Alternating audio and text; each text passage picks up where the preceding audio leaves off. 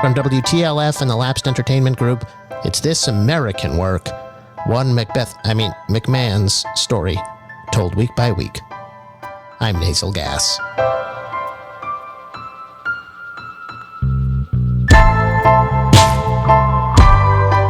This American Work, I'm Nasal Gas. Act 2, Havelock. Vince McMahon grew up in Havelock, North Carolina. And his upbringing is a difficult one and the subject of great lore. In years past, when he's talked about his childhood, it hasn't been pretty. It has been equal parts rural, scrappy, dirty, and violent, and traumatizing, and ultimately eye-opening, as his father, essentially the top wrestling promoter in the country, who he didn't meet until he was already well on in years, 12 years old, came back into his life. And here in This American Work, as we seek to chart how Vince McMahon became who he is, sitting before us here in retirement, it's important to go back. It's important to start from the beginning. I'm not retired. That's what we'll be doing. Well, regardless of how you see yourself sitting here, Vince, now, then, 1945, you were born August 24th. Record shows Pinehurst, North Carolina, but you've often said you grew up in Havelock, North Carolina, which is a very tiny town near an army base there, and we'll talk about that. But just quickly to paint the picture for folks, you're third generation wrestling promoter, and proud of it, I'd imagine. I'm first generation entertainment promoter. Well, that notwithstanding, certainly your family lineage is important. Damn right, that notwithstanding. Your family lineage is important to you. Your predecessors are part of your story. Only in that they're related to me. Your dad, of course, was from New York, son of Roderick Jess McMahon, known just as Jess McMahon. He was a big-time boxing and wrestling promoter out of the world's most famous arena, Madison Square Garden in New York City. You've talked about him in the past, including to the Wilmington Star News in 1986, where you called him first-generation Irish, came over, his dad, Jess's dad, came over and opened a saloon, you told the newspaper, and you had one or two options back then if you were Irish and you landed in New York. You could either open a saloon or you could be a cop. Your grandfather ended up doing business, you told Sports Illustrated, in 1991 with some pretty tough customers, such as Frankie Carbo. Frankie Carbo was the mob's unofficial, commissioner for boxing in New York State, according to press accounts and the Wikipedia entry and such. And I thought that was pretty interesting. I wanted to pull on that string a little bit. Frankie Carbo, sort of a underworld commissioner, underworld figure, mob connected. He'd been involved in some scandals that actually led to your grandfather, Jess McMahon, being suspended by the New York State Athletic Commission for participating in. Well, I had nothing to do with that. Well, I wasn't. You weren't even born. Of course, your father wasn't even born at the time. I don't believe so. Certainly had nothing to do with that. But I just wonder if I just want to get that out there that I had nothing to do with that, and that was not my. I don't want. There's nothing to insinuate that I had. Do you ever have any dealings with the Carbo family or his predecessors? Listen. You know what? You're Successor. Implying things that I can tell you. I ask you a question. I have never had any sort of relationship with a Carbo. And to insinuate would be libel. Certainly, and I'm not insinuating. I just simply asked the question. Saying don't insinuate. Right, and I won't do that. I'll just present facts and ask you to comment on them. Anything to say about your family's history with Frankie Carbo? You've talked about it clearly before. I think I just clearly said that I have no relationship with the Carbo. I'm not talking about a carbohydrate, right, when I say that? Yes, I'm aware of what you're referring to. I'm just saying that in no way, shape, or form have I ever committed any illegal acts with a Carbo family member. So let's just leave it at that. Okay. Like I said, I your mean, what are father you was. insinuating by asking me these questions? It seems like Yeah. you're trying to say, Yeah, I hey, think- hey, Vince, let's talk about your illegal activities. Huh? Is that Let me what ask you you a want to get question. down to? You want to get down to the fact that there have been illegalities going on? Is that what you're insinuating here? That you are suggesting that my family, who I have no relationship with, all right, zero relationship with my grandfather or my father to this day, zero relationship with them. Does it bother you that your brother and not you were named after Jess, Roderick? No, because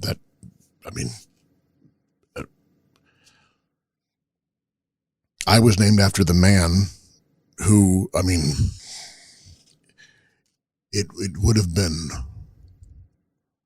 I would have had a different life had I not been a quote unquote junior. That's my understanding. You hate that. You hate being called junior. Why is that? Why did you just call me that? Because you just called yourself I didn't that. call myself junior. I said quote unquote junior. There's a difference. It's what you would imply that a person with my What's name. What's wrong with being called junior? What's wrong with being a junior? Because you know what? I'm my own man. I do my own things. I do what I need to do to get the job done. I'm nobody's fucking junior. I'm not someone below somebody else. I'm me. And you can go fuck yourself for implying that I'm not me. I honestly didn't mean to touch a nerve there. I just wondered relative to the naming conventions of the family. Jess McMahon, he was an old-timey guy. He was a mover and a shaker, and he was matchmaker with the late Tex Rickard, who in his own right is a legend of the boxing world. He passed away in 1954 when you were just a young boy. I'd imagine you weren't at all cognizant of Jess passing on. I had nothing to do with that.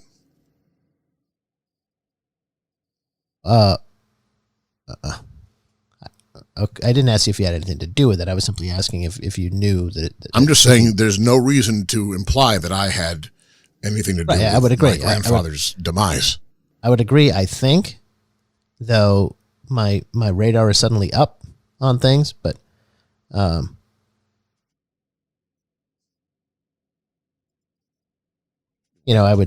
would think that my radar now, however, is certainly up, that I wouldn't go down that road. But okay, so you didn't know him is my question. I didn't had know nothing Jess to McMahon. Listen, and his hat.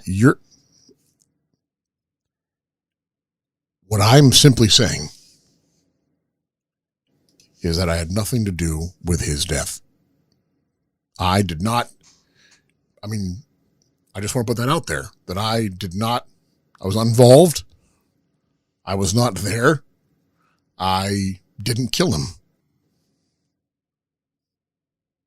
Well, your dad certainly watched him intently, and as he grew up, as you tell the story, he was. Have you killed anybody, Nasal? I think by the time this is over, I might just kill you. Yeah. Well, that's a threat right there. Can I get him arrested, please? He just threatened me. No. He just threatened me. He said he's going to kill me. Huh? Are you not going to threaten me, Vince? I didn't threaten you at all. We're all alone here, Vince. This is a soundproof room, as you know.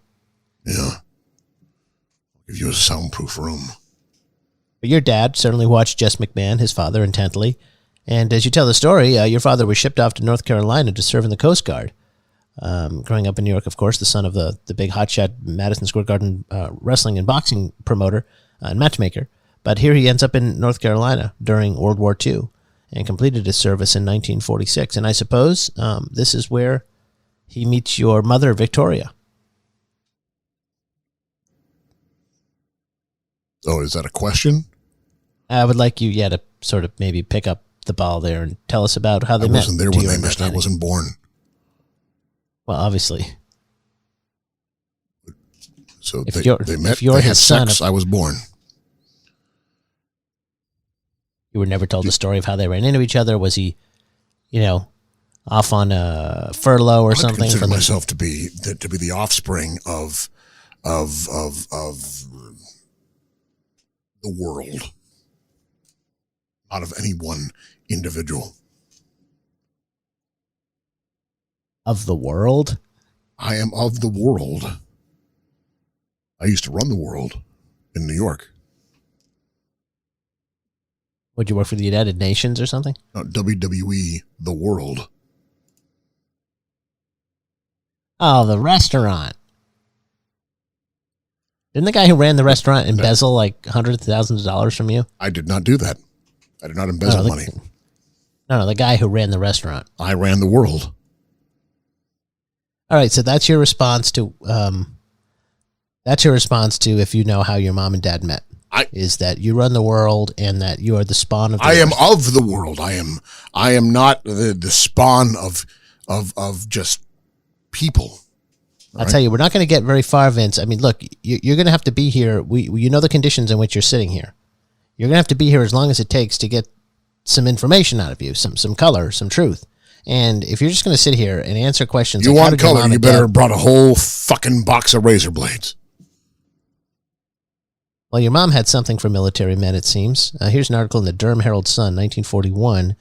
Miss Victoria Hanner of Sanford and Sergeant Louis Pateka of Cleveland and Fort Bragg were united in marriage on Saturday evening, December 6th, at the home of the bride on South 3rd Street. You've talked about how your mother was vivacious, married 5 different times. Yes. Really? You're going to... What do you want me to say? You want me to say, oh, she was just a light little, flower who went around and galloped on different men's cocks. No, I don't want you to say that at all. She was a whore. She got around. She did it with a lot of men. Okay. Well, I got ahead of me on that one. I'm just trying to point out that, there's record of her having been married, certainly before marrying Vince McMahon, your father, and also before her marrying the men you grew up with as your stepfather, Leah Lupton. But apparently that marriage ended at some point. This seems to predate her relationship with your father, or maybe, I don't know, your father broke up this marriage. Is that possible? What are you implying exactly? I am asking questions here. If you're going to call every question an implication, that tells me you're a scared little bitch boy and can't deal with the circumstances here. You have lost leverage, sir. You went there. You decided to call me a bitch boy. You're trying to piss me off just a little bit. Yeah. Do you understand that I am... What was your question again? Did your father break up your mother's, for what appears to be her first marriage here? It didn't take much to break up anything my mom was involved with. So you're saying you don't know? I'm saying if he flashed his cock at my mom, she went for it. That was 1941, that marriage. 1943, your brother, only sibling, Rod, was born in, according to his obituary. Unfortunately, we lost him a couple of years ago. Unfortunately, yes. Why do you say it like that? I say it in the fact that he's dead, and it's unfortunate that we'd ever have to lose a life in this world that we live only to a certain, finite part, distance. That we go to a certain place, and then all of a sudden we die. It's just unfortunate that Rod had to meet his own demise in ways that I cannot talk about. I thought he battled an illness. All right. He was down with the sickness. Lost him January 20th, 2021. He was born in Long Island, according to his obituary, October 12th, 1943. Must have been nice. Right, I was going to say, you both had the same father. You were born just 2 years after Rod, yet he gets to apparently spend his early years in New York, presumably with your father, and you're down in North Carolina, which is your mother's home area, but clearly, I don't know, if she gave birth to Rod in Long Island in 1943, she at one point moved to New York with your dad. That would be the case, yes. She at one point did live in the greater New York area. And do you know what brought them back down to North Carolina? What brought them back down to North Carolina was apparently my mom fancied somebody else's cock. And I got to live with that son of a bitch. Sounds like you really kind of hold your mom in low regard in terms of. It sounds like you paid a bit of a price for her promiscuity. Yes, I believe the fact that I was deprived of a male role model because of her salacious acts of just a deplorable, degenerate. I mean, she was married on 5 occasions, but I mean, why would you call her a deplorable degenerate? I mean, that's a little strong. I'm sorry. Did you know her? Were you friends? Did you? No. Are you my dad too? By the time this is over, perhaps. Oh, I see. You're being funny here. We're going to have a little joking time. What you don't understand is that I was forced against my will, a flesh and blood human being. I was forced to move from the beautiful New York. I could have had New York in the palm of my hand from an early age. And instead, I get to live in fucking North Carolina, eating shit and bathing in it as well. One of your phrases, right, is sometimes you have to learn how to eat a shit sandwich and enjoy it. Yeah. So you did live in North Carolina with your older brother, Rod, because apparently your parents got divorced. Now, I find it weird. I'm able to find documentation of your mother's marriages to other individuals, but not to your father, Vince McMahon, who, of course, wasn't necessarily the Vince McMahon. He was just in the service at that point in time and hadn't become, this impresario of wrestling and things. So it wasn't like it was a big celebrity marriage, but still, it's some curious circumstances. So you've said your parents got divorced and you went with your mom. Yeah. Yes. And did Rod stay with your dad? Rod, because at some point he's living with you too. So Rod would come and go as he pleased. He would have his own little life. He'd go do his own thing and spend time up in New York, and I wasn't allowed to do that. I had to stay in North Carolina. All these allegations you're facing, Vince, we've talked about them. Did you ever talk to your brother about them? Obviously it was before they hit the newspapers, but, subsequent. He wasn't very interested in taking part in the WWE. No, I understand, but I'm talking about this is more of a personal challenge you're facing here with your extracurricular activities. I wonder if you ever sought his counsel. Well, they're all business activities because they was he aware? Was he aware that this day was coming? Was he aware? No. I mean, he was dead. Well, no, let me rephrase it. Not was he aware the day was coming that these would become public. I mean, certainly a lot of these episodes that have been reported happened way before his passing. Yes. Did you ever disclose to him? Did he have knowledge of these things having happened before he died? I mean, there were, at times there have been occasions in which Rod and I were of a close, more familial, relationship. And at times I would share in my indulgences. For sure, he was privy to some of them. He knew of Miss Feinberg, for example. He was very aware of that. I think he actually took part in her one time. He didn't know every little detail. I didn't tell him every depository in which I came, but he was aware of certain ones. Yes. And did he ever express any concern? Did he ever threaten to tell anybody else? Well, the thing about Rod that people don't know is that he had a salacious sexual appetite.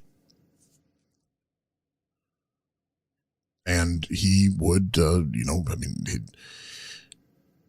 he had a front, he had a front. He didn't want to get involved with the family business, and I don't blame him. That's why I branched out.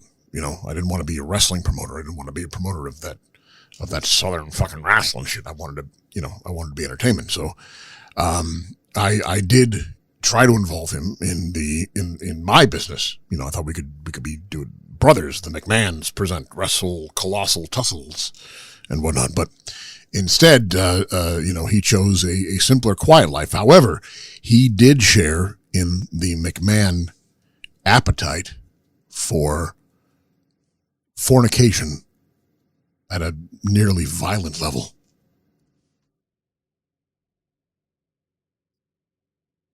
Interesting because, to read, upon his passing, he was a founder of a business down in Texas. And like you said, lived a very anonymous and quiet life and hardly ever was seen around WWE. So how did he take part in the escapades if he was down there in a different state and, hardly ever around you? We go to Texas. We did tour in Texas and then, he would, if we were around and, that was probably most of the time that I would communicate with him was when we were down there because he kept this image that he was quote unquote holier than thou, but really when it came down to it, he, the thing about Rod that was a little bit different than my own sexual appetite and nature, will have you, was that he was very much, he was into the pursuit. He liked the pursuit of pussy. I prefer the conquest of pussy.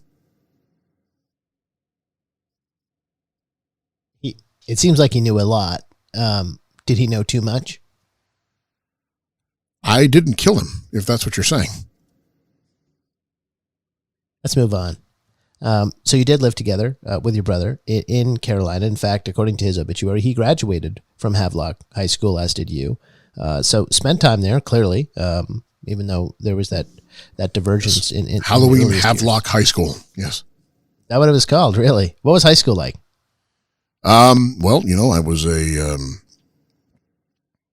I was exactly what I wanted to be. I was a man among men. I dominated. I knew what I was then, and I knew what I was going to be then, and I knew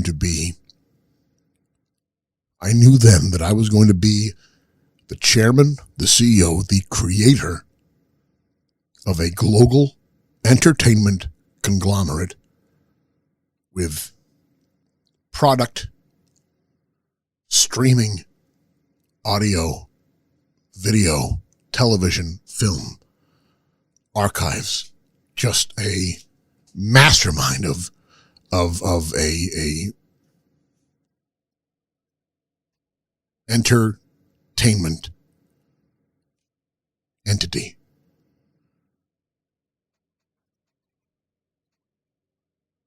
You say audio.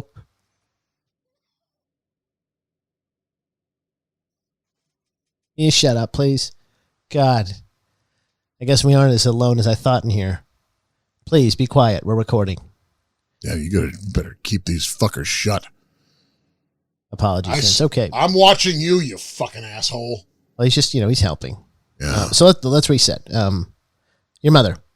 You once referred to her in an interview as being in the church choir, a real performer, a female Elmer Gantry. Sorry, the church choir was in her, is what I meant to say. Oh, maybe they just got it. Yeah, maybe they got the syntax wrong. She had like 15 people fucking her at the same time.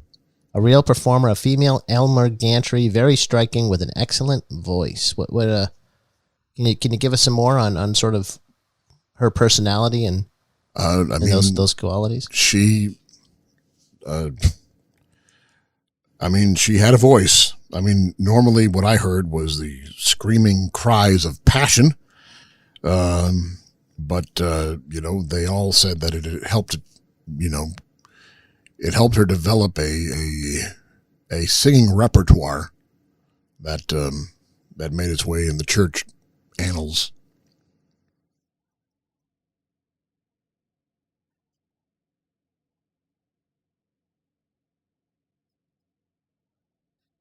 Hello? Sorry. Apologies. I was just shuffling through my notes here because, we mentioned Havelock, and we got to set the stage. I mean, it's just outside the Marine base at Cherry Point. And there was a place called the Jet Drive-In, right? All the military jets there at the base. And on weekends, as you put it in an interview once, it's time to get it on with the Marines. It was a challenge. Most of them were in great condition, but they didn't know how to pick a fight. So you would just, to hear you tell it, you would just go down there and try to fight with Marines on the weekends as a teenager? Not try. I'd fucking beat the shit out of them. Easily. Why? Because I could. Listen, I've always had a very large upper musculature, and I have a dominating presence, both, physically as well as psychologically, and there's nobody who can stand a chance. I could beat the shit out of anybody right now if I wanted to. What would you do to these men? Well, I mean, I'd just kind of walk up and I'd puff my chest out and I'd fucking go. I'd go kind of nose to nose with a guy and I'd go, "You want to be a man? You want to be a man? Let's go." And I'd kick him in the nuts.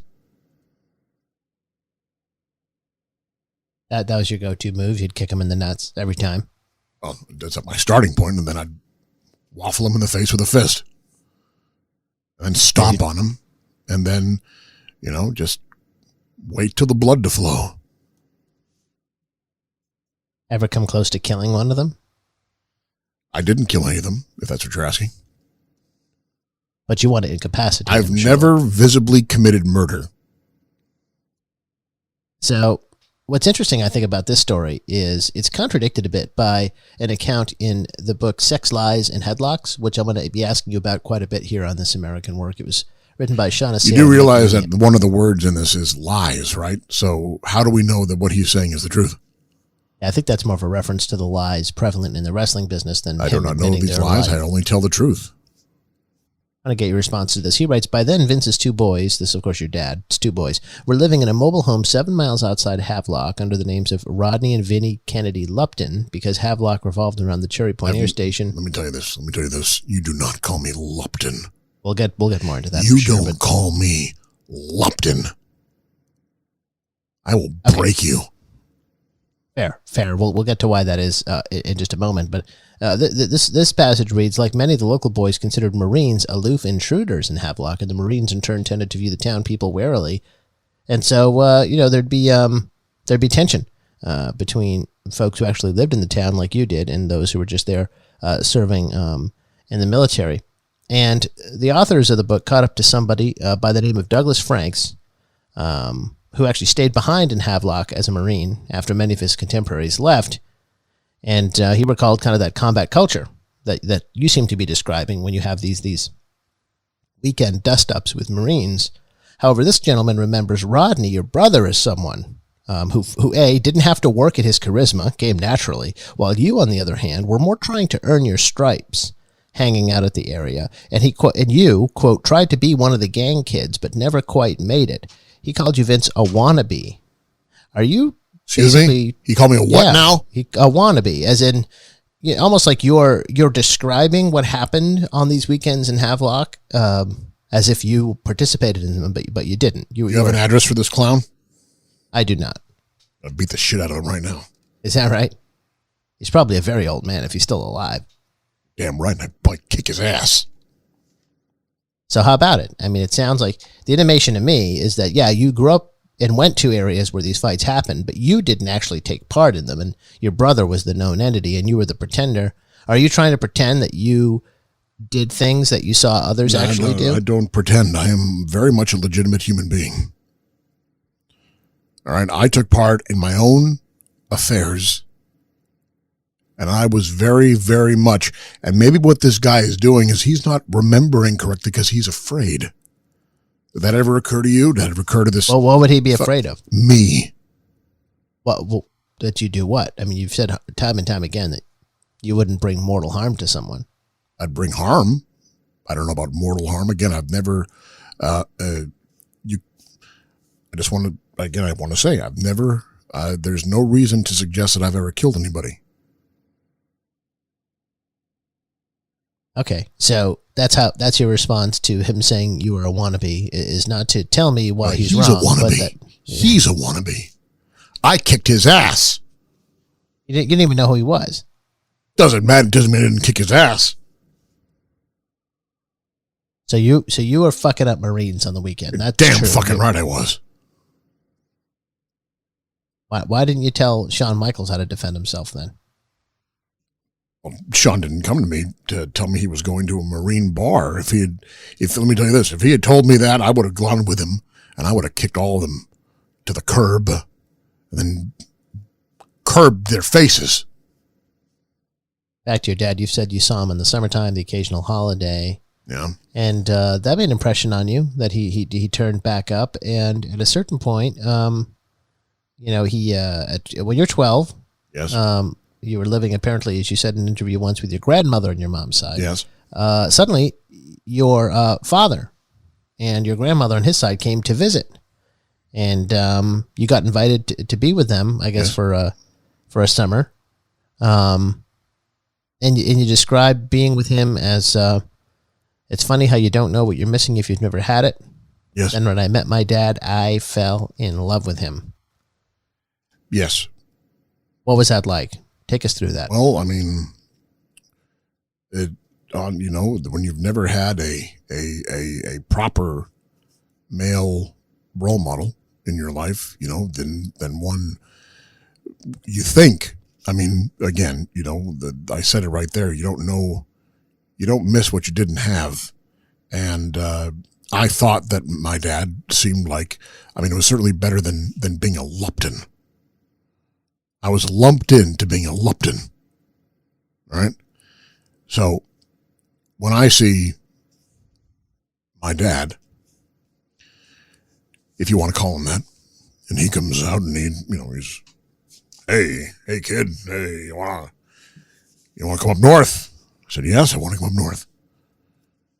I saw him as night and day from what I was used to. Now, yes, at the time, did I enjoy his presence? Yes. However, and I do believe that this is fair to say, as time went on, I realized that he too was worthless and didn't deserve what he had. Wow. I've never heard you say that about him. You've always been very respectful, deferential, and almost worshiping towards him. Well, you can say what you like, but, there's a reason he's dead.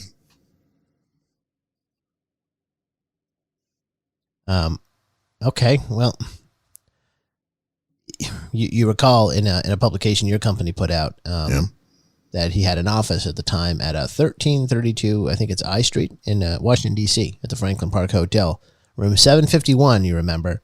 You remember it being a dump, but there was a coffee shop on the first floor, you recalled, and I loved the coffee shop. You said, I love the cheeseburgers, I love the milkshakes, and I loved going to my dad's office because he had a smaller office connected, and that's where I would go and make matches and things of that nature. Then I'd bring them over and show them the matches I had made, which I'm sure were laughable at the time, but those were some wonderful memories I had of that office. Sounds like you were in a pretty happy place with him then. Again, like I said, at the time I didn't know any better, and from what I had, this was certainly, it's like, think of it like this. You've been raised to eat dog shit, right? And then all of a sudden, someone feeds you dirt. And it's like, whoa, this is amazing. It's still dirt, but it's better than dog shit. But I hadn't yet realized the finer things, which I would later on. But yes, my dad was essentially the dirt from my dog shit. You told New York Magazine in 1998 that your dad would take you to wrestling shows at the old Uline Arena in Washington. You remember the crowd responding to these larger-than-life individuals in strong passion, and that you knew you wanted to do it. You knew you wanted to be involved in it. I wanted to be involved in entertainment. I wanted to direct larger-than-life individuals. I did not want to be part of the wrestling business. Now, what I did was I took the opportunity that my dad had offered me to to essentially learn the traits of television, because there was television involved. I did not and would not allow myself to get sucked into the wrestling part of it all. I was into storytelling. I was into putting smiles on faces, creating ambiance and mise en scène. So creating smiles on faces like the chocolate milkshakes and the cheeseburgers at the coffee shop you mentioned. Sure. Yes. What do you remember about the cheeseburgers and the milkshakes? Well, I've always had a certain knack for a tasty burger. I like a good burger. No question about that. I do like a tasty cheeseburger and a solid milkshake to go with it. I do remember that those were probably some of the best meals I'd ever had in my entire life up to that point. It really sounds like a dream scenario for a young man that was in the, as we'll talk about, kind of nightmarish conditions you seem to have grown up in, to suddenly be whisked away to be under the watchful eye of this. I want to remind you, it was dirt to dog shit. Or reverse that. Dog shit. Why do you want to, you talk in such glowing terms about the milkshakes and all that and going to the arena, and you seem to remember your dad so warmly in those early years so warmly. Why do you keep calling them dog shit?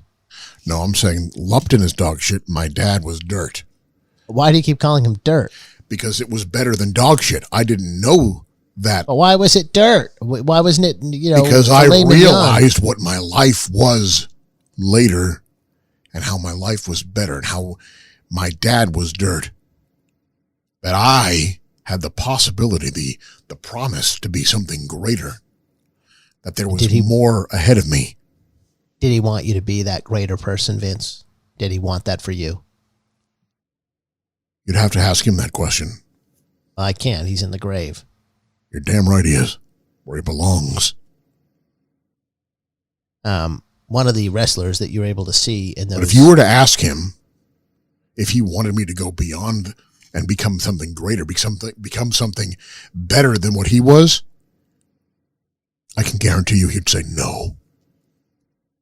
Jealousy, or just concern that wanting you to do something more stable? Because I've heard you say before he wanted you to be. He wanted me to be below him.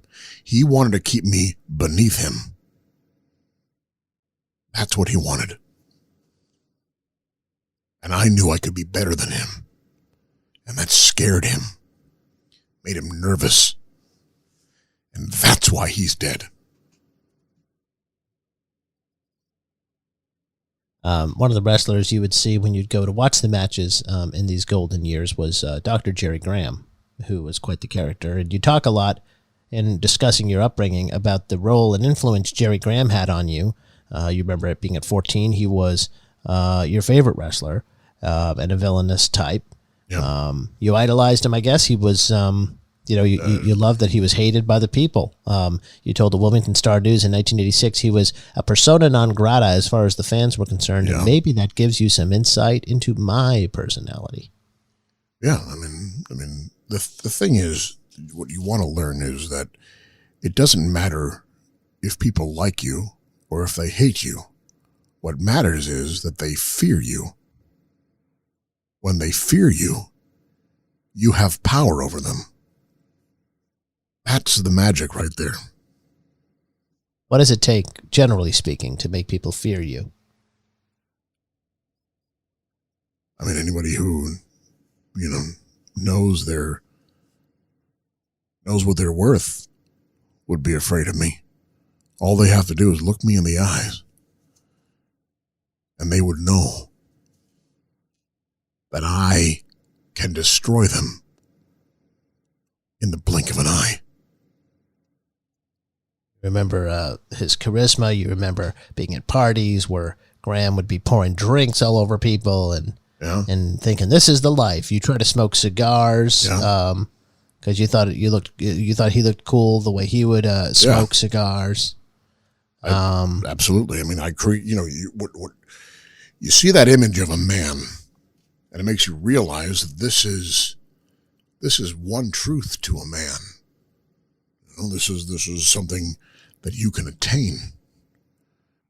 You can attain what Jerry Graham had. You can attain what my dad had, or you can take those elements and create something bigger and create something better that is more satisfying to the human entity. More satisfying to the human entity? I'm sorry. What is that supposed to mean? It means that, you can you take what surrounds you. You take these, you take a piece from here, you take a piece from Jerry Graham, you take a piece from my dad, you take a little bit of this, a little bit of that, and you build up. You build up to create something completely different from these elements, to create something that defies reality. You said you actually tried to imitate him quite a bit. You had your mom peroxide dye your hair because he had that bleached blonde hair. He had the long beard, the cigars. He would drive and run red lights and curse at anybody who wanted to curse at, and you just thought he was the coolest guy. Absolutely. What did you like about Jerry Graham at the end of the day? Well, I mean, I enjoy people that go against the grain. If society says, hey, you know what, you should be this, I like people who say, you know what, fuck you. I'm going to do what I'm going to do, and you can suck my ass. That's pretty simple to understand. You also told Playboy that he could be a mean drunk, and that turned you off, Jerry Graham. What's that about? Well, I mean, he, when you have an individual that you look up to, I mean, what do they say? They say, don't meet your heroes, right? Well, you get too close to someone like a Jerry Graham and you realize that while there are these positive attributes, there are also some negative attributes that are really, like, at times can overpower the positive attributes. So I witnessed some of these endeavors of his, in which he would indulge too much in the vice of the drink, and he was not a pleasant individual. And there were times when I had to step in order to maintain some sense of order. Otherwise, he was going to cause some real trouble. Such as? Well, I mean, you said he was a mean drunk. So if he was going to, abuse somebody, there were times in which I witnessed him having relations with a female individual, and it got a little rough and it got a little bloody, and I would have to step in order to protect my dad, because this man represented what my dad and who he was and what his company was. And I was very protective of that at the time. And I stood by that. And so I would have to take, actions in my own hands and give him a stern fist in the face.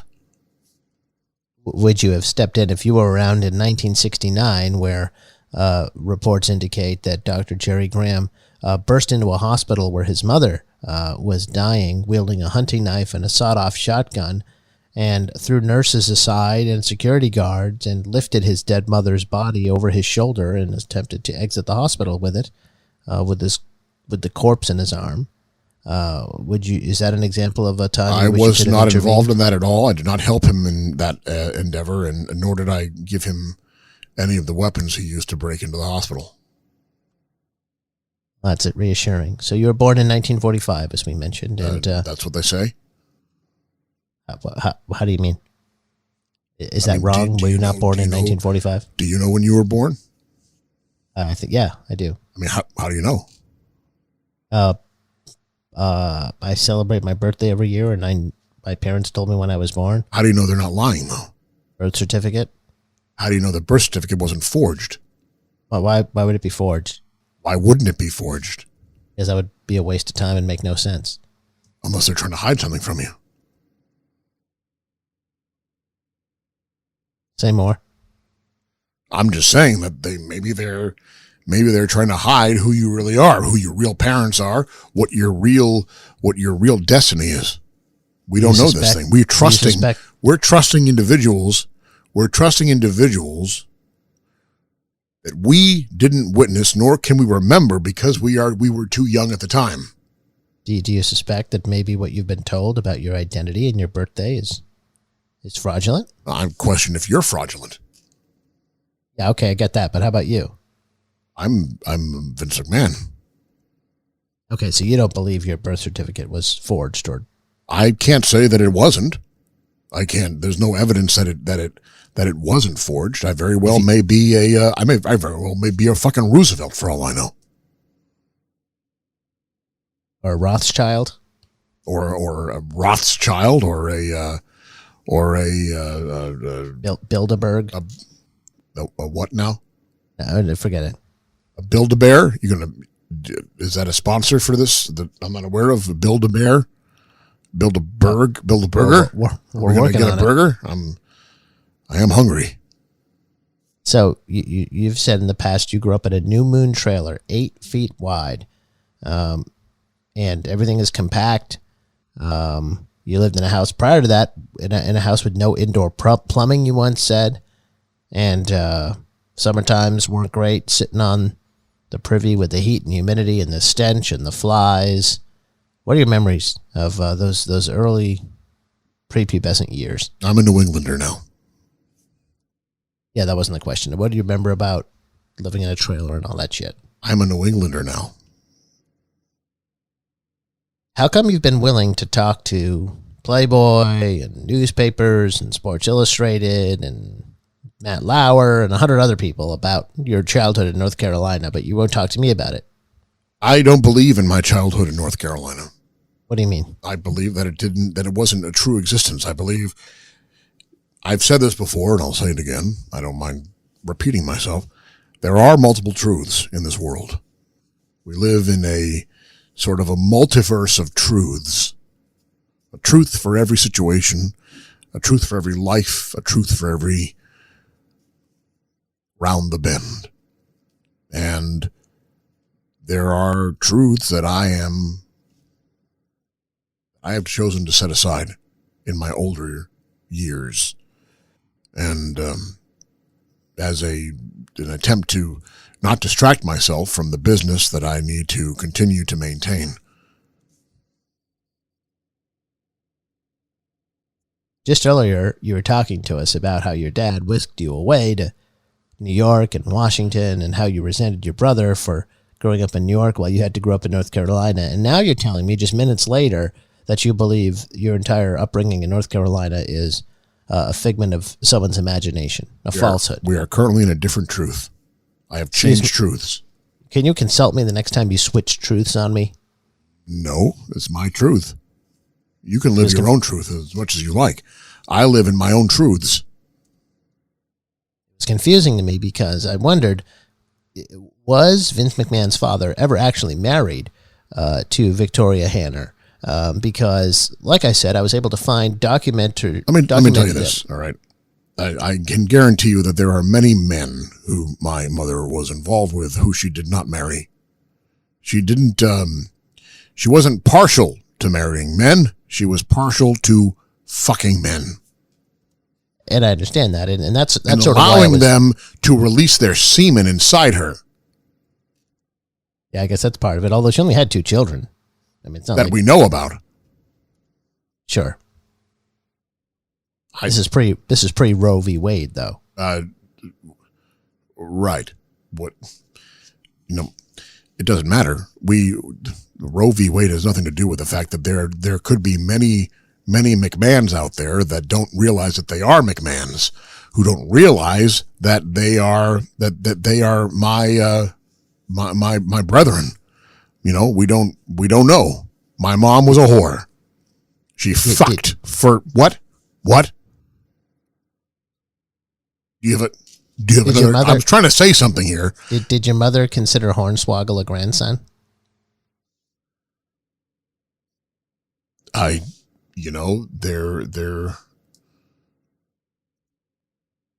It's possible. It is possible.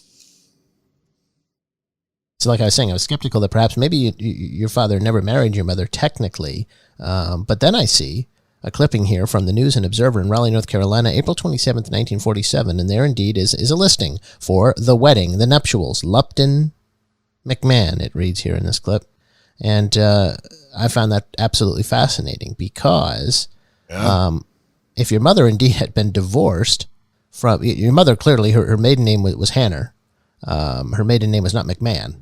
However, here in the announcement of her marriage to Leah Lupton, she carries the name McMahon. Is she divorced or not? I mean, how can her last name still be McMahon when she marries Lupton? Maybe she changed her name. I mean, people change their name all the time. I changed. You can change your name. I changed my name. You didn't have to fucking get married to change my name. Well, maybe she was so fucking obsessed with my dad that she said, "I'm really a McMahon." So she, even after they divorced, she carried on calling herself a McMahon, it sounds like. I don't know if they were married. I wasn't there. But you've said in the past they got divorced. Maybe they did, maybe they didn't. I'm not sure which truth they got divorced. So when you've said that in the past, which truth they didn't. You're just talking out of your ass when you've said that in the past. I don't talk out of my ass. I talk about the truth. So what's the truth? Did they get divorced or not? That's not for me to say. I thought you just said you didn't know. Listen, what I know and what I don't know is none of your business. Isn't that what we're here for, though? I don't know why we're here. You want to get the truth? No, I'm giving you every truth that I can possibly give you. All right. So how about this? Your father, subsequent to his separation from your mother. What? He was an abuser. No, I'm not talking about Leah Lupton. I'm talking about Vincent James McMahon, your father. He's an abuser. What? He abused you? He abused many things. You never talked about this. Tell me more. I mean, listen, look, he was a wrestling promoter. That's abuse in its own right. How do you mean? I mean, have you ever seen the way that wrestling promoters handle their talent? It's complete abuse. They sit there and they screw them out of money. They screw them out of, they keep them paranoid of their spot. It's insane. Complete abuse. So why didn't you break the cycle, Vince? I'm not a wrestling promoter. See what you did there. All right. Well, subsequent to the separation with your mother, Vince McMahon Sr. remarries, and he marries a woman by the name of Juanita. And lovely woman. Yes. She's no longer with us as well. My real mom. She was your mother's faithful companion, and I was surprised to see. Juanita is? Absolutely. Well, if we can pull up here her obituary, this is from 1998 when she passed away at age 81 in Boca Raton, Florida. We have here with Juanita an interesting notation in the obituary. It says that survivors include sons Vincent K. McMahon and Roderick J. McMahon. Yes. You weren't her son. I was her son. No, you weren't. Yes, I was.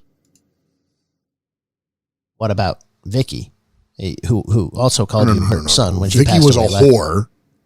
Juanita was my mom. Sex, Lies, and Headlocks, the book says that what happened was... I'll tell you, there were, in Vicky's household, there were a lot of sex and lies and headlocks. That Juanita was the one who insisted, after getting together with your dad, that he get to know you guys, your children, back in North Carolina, and that there you were, 12, your brother 14, dressed in their best clothes to meet the father they'd only vaguely heard about. And it sounds like Juanita is to thank if this account is correct. Is that true? That Juanita was the one that encouraged your dad to actually acknowledge your existence? Apparently that's what you're telling me. So I guess that's the truth. Well, Juanita was again, we're talking about going from dog shit to dirt. There's a man right there who does not want to have anything to be involved with his own two sons until his wife says, get involved with your two fucking sons. So what kind of a man do you think he was? Right. He's a bitch. That's what he was. Letting his wife fucking tell him what to do. Oh, so I never let Linda tell me what to do. So he's not a bitch for neglecting his sons. He's a bitch for letting his wife. He's just a bitch. All right, he's a worthless piece of shit. I can't believe I'm hearing these words come out of your mouth. I mean, you've spoken of him with such reverence for so many years. Because I was promoting a television product, trying to create a family business. All right? You want the truth? The truth is he was a piece of shit. A guy who had no vision. A guy who didn't understand what we were trying to create, that we were trying to go beyond the narrow-minded idiocy that all these clowns around the country are trying to do. That, oh, I got my territory. I got la la la la la. No. We were supposed to create, as father and son, a galactic empire of entertainment. But he couldn't get beyond himself. He couldn't get beyond the fact that I was more talented, that I was more ambitious, that I was better than him, that I was going to create an entertainment conglomerate, not a fucking wrestling promotion. Now, you keep couching your thoughts on your dad and your grand vision for the business, and your chief critique of him is that he didn't see your vision for the business. Are you sure that this all really doesn't actually come down to your feelings of severe neglect and hurt because of how absent he was for the first 12 years of your life, and how it seemed like just like his wife made him care about you? Is there a couch here? Yes. Or should I lie on the couch as you fucking psychoanalyze me? Is that what we're doing here? It sounds like I'm asking a question. I think it's a simple conclusion to draw. I have trouble believing that your only issue with him really is that he didn't see your vision. I never said it was my only issue. Apparently, according to Sex, Lies, and Headlocks, Juanita softened your dad up enough that the boys started spending summers with them in Maryland. And we've talked a little bit about those Washington, D.C. days, and it seems like you remember them quite fondly for someone that you hate so much. I remember, again, I'm giving you perspective as to where I was at the time. If you've only been exposed to dog shit, dirt seems like $1 million. So your mother, biological mother, Victoria, Askew, she died taking the name of her, I believe, fifth and final husband, Mr. Askew, just passed away. Ask me what? No, Askew was her last name. What are you asking me? That was her last name. It's how it's pronounced. What? Ask me? No, it wasn't ask me. 101 years old. What was your what? What was your thought? 101. What, are we talking Disney now? No, she was 101 years old when she passed. Your mother, and well, I think it's remarkable that she lived that long. Yeah. What was your what was your fucking until her dying day? What's that? I said fucking until her dying day. Is that right? Let me tell you something. That is one pussy you don't want to get near. Apparently not. Well, you've sold me on that, but Jesus, how you can leave me? She probably fucked Jesus too. Preferred to be called Jesus, but I understand you don't want to pronounce it that way. That's fair. Memories of her passing and the emotions and just the day as your faithful mother left the earth. I mean, the biggest memory that I have is that I had nothing to do with it. Oh, you weren't even there when she passed, you mean? I had nothing to do with her death. Oh, why do you keep saying that every time I bring up a death? That's really... I'm just simply putting it out there that, I mean, listen. I know. We got to cover all bases, and I got to make sure that my, I want to just let you know that I did not have any, there are a lot of allegations out there about me right now. All right. And I just want to put that out there that I had nothing to do with the death of family members in my family. As opposed to family members not in your family?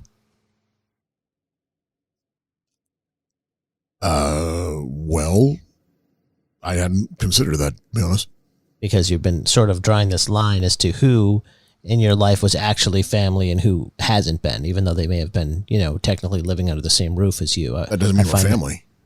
Right. And so those people you may have killed, I didn't kill anybody. Not that you know of. Leo Lupton married your mother. We talked about this just a moment ago. The census, according to Sex, Lies, and Headlocks, indicates that he was an electrician with a son and daughter of his own before the marriage. He... it's possible I didn't really know the man.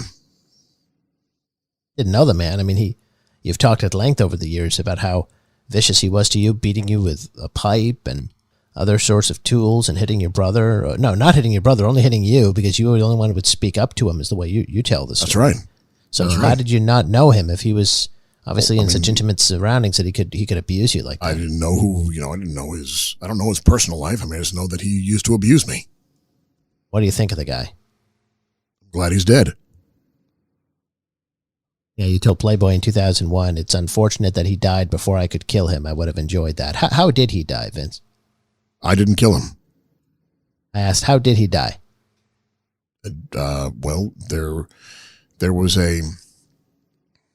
from what I gathered, there was an incident in which he seemed to collapse on a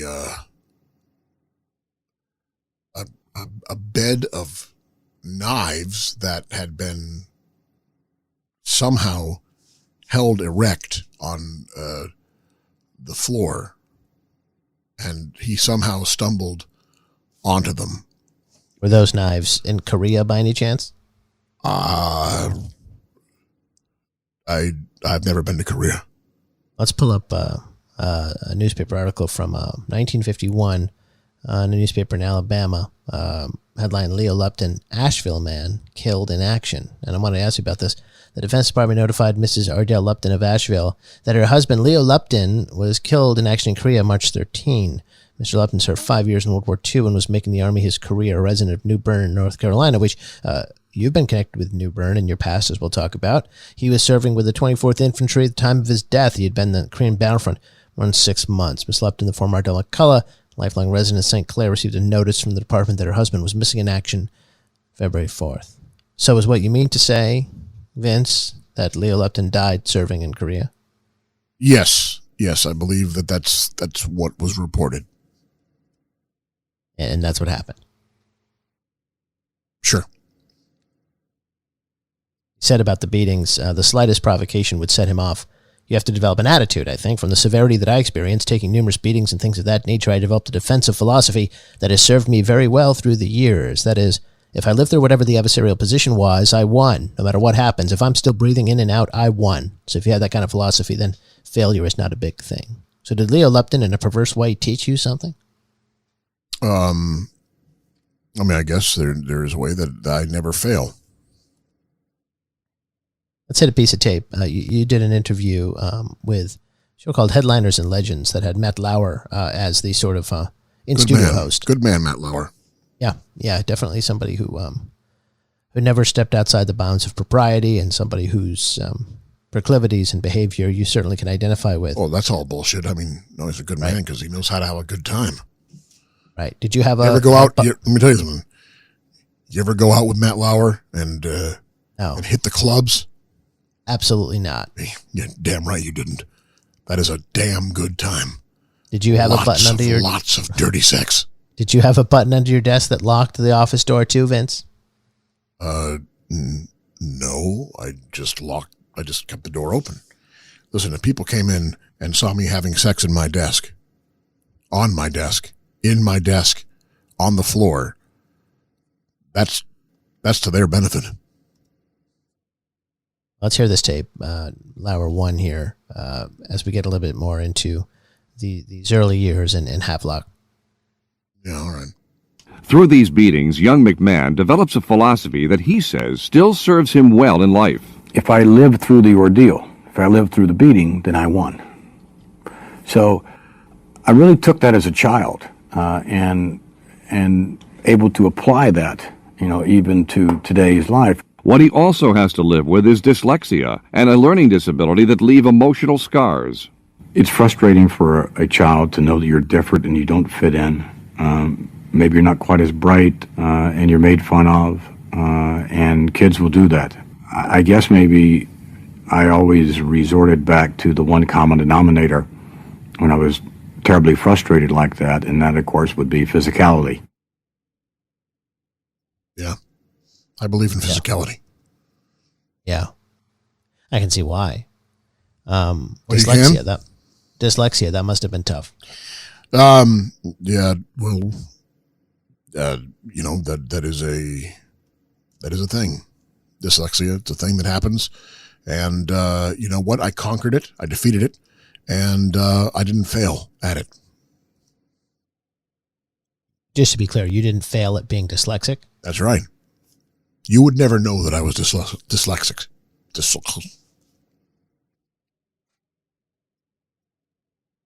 Fair enough. What about the commentary there we heard from you all those years ago? I think it was 1999, the interview. Yeah, good time. Took place. Yeah. Good piece, actually. Can find it out there on YouTube if you're so inclined. Headliners and Legends was the name of the show at the time. And, that's what I am. I'm a headliner and a legend. Indeed. And you talked about, the lessons drawn from surviving the beatings of Leo Lupton. Yes. Do you still feel the same way now as you did then about the value of the beatings, or were they just pointless exercises and cruelty? I don't believe in pointless exercises. I believe everything has a meaning to it, a deeper meaning, a deeper truth. That's why I'm aware, unlike most people, I'm aware of the multiple truths of the world and of the universe and of humanity and whatnot. And I do believe that what I gained from that was a stronger understanding of the fact that I was unable to fail at things. Everything that I did and that I would do would be successful because I survived a beating that most people couldn't survive, that most people couldn't handle. I survived it, so I was victorious. Now, you may say that there were times when maybe my company was in the, maybe not as profitable, but I still won.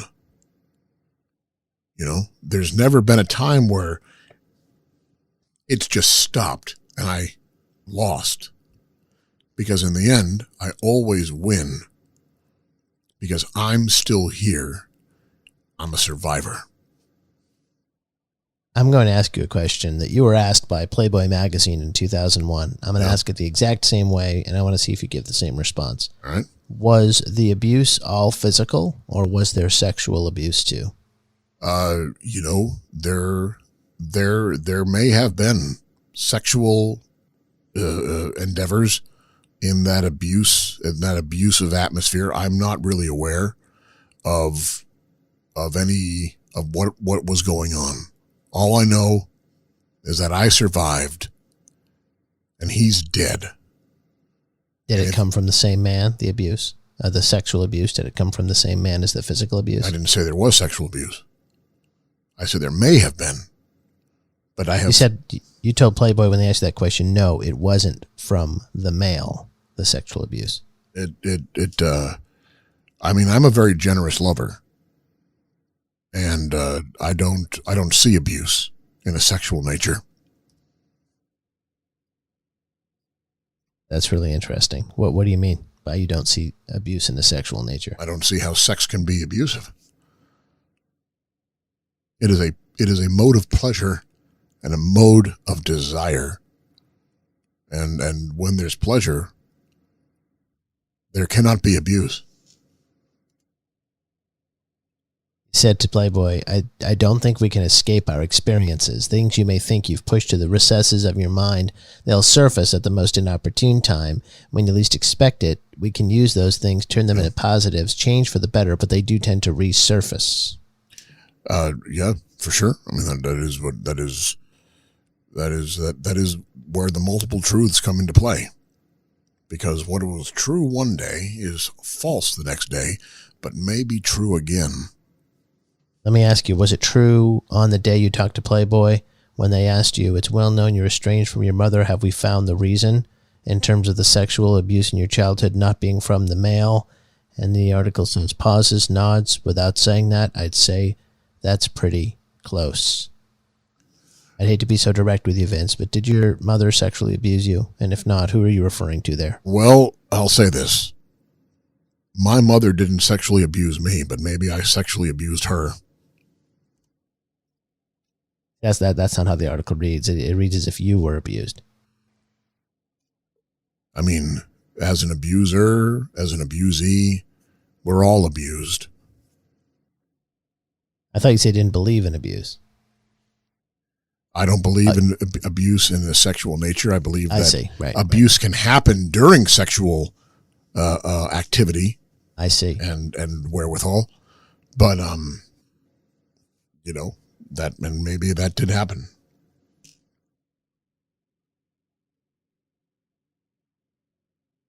Anything you want to say about how that left you feeling? I mean, last time we talked in this format, we had a lot of discussion about how for some reason you would have to be there observing closely as your daughter made out with other wrestlers and with Eric Bischoff. See, here you go twisting that shit again. That's not what I said. I never said I had to be there. I never said I got off on it. I said I was directing a scene. I was creating entertainment. You got hard. I think you said you got hard. I was aroused at the thought of characters having sexual